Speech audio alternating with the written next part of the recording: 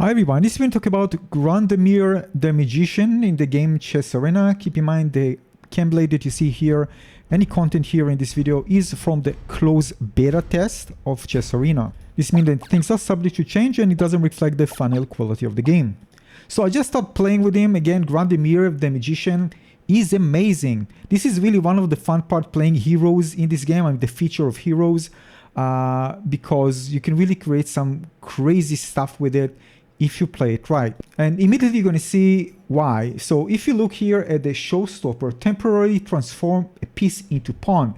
Now you can do this, except you can do it on a king, it's not possible, but for example on a queen or any other piece you can. Also on your pieces. So for example, if you have like maybe a king that think that is safe near a knight because you know we just in a safe place, you can quickly turn your knight into a pawn and then after that give command to actually get a king. So you can use it both defensively and offensively.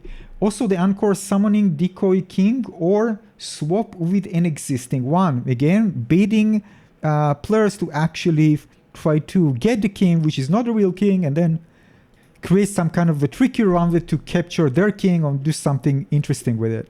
Now the passive summoning piece creates a temporary decoy. So basically the other player or players won't know actually why they're attacking. They might just waste turns and they give you an advantage because they're just wasting their cooldowns and turns and strategy on a decoy. Alright, so let's jump into it. You can see I'm putting a knight here and I have a decoy. You can clearly see the decoy, but the opponents won't see the decoy.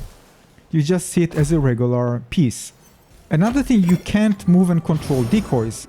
And again, if you put a temporary decoy, well, it's going to be temporary, not going to be stick there on the board. Except the one you create from the ultimate, which I'm going to show you that I use to kind of a bait for a long time to bait other players to actually try to get a king, the decoyed king. So if, for example, in the bushes, invisible. So what I wanted to do is create an opportunity for me, first of all, to surprise the other players, well, get the king, of course. So you can see I'm just baiting. This you can do, of course, with any other hero. So I'm just getting here the knight and trying to get the king, but I wasn't able to. Just move away. Alright, so let me show you a moment. I actually blundered here. I should have taken the queen, but you can see what I'm doing. What I did was putting a queen here.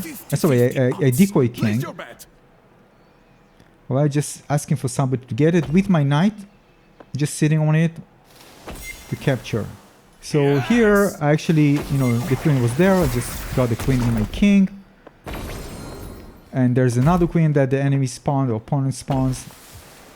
And then I should have gotten here, but I made a mistake. Now the queen goes for the king. Now I went for the queen, but he was faster and evaded. Here I'm turning also the queen into a pawn. Alright? And grabbing it with my knight. But of course. The other player was like, what's going on there? Just keep surprising them with trickery, and of course I'm hidden. And eventually, again, they decided, well, I'm not going to deal with it, and they retreated. So using the bushes and trickery, you can see how crazy it is, and you can zone out enemies, just scare them, and just eliminate them all together if you play it right. So I'm trying the same thing, you see, spawning another. Hopefully somebody comes. You just need to reposition, of course, your pieces so you're able to get it. Here I'm just trying to be more convincing. We're just putting the knight there. Hopefully people will think, well, this is just the knight and a king. Of course, experienced player will know this is something going on here. Now, of course, you can expose both kings and they won't know actually which one is which. They might try to strategize around getting the false king, but they might get the right king. So it's a bit risky type of play. However, you can see how it works. So what I did, you're going to see it in a moment. Right, I'm going to trick them again.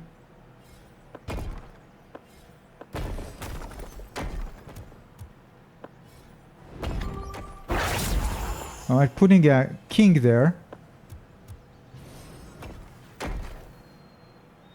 And the king just go for the king, and I just go for the king. They should have noticed it, but probably they didn't pay attention. So it can work, people are relatively new to the game. But you see, it worked. You can't really just spawn a king, right? So if you see something like this, suddenly a king appears, well, something is wrong. Now here you can see that I actually blundered.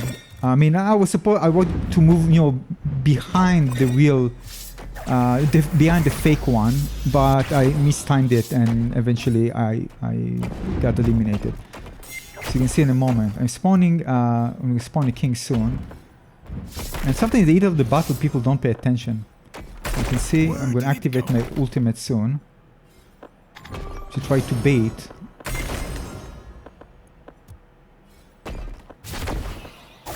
Right. So now I'm going to put a king.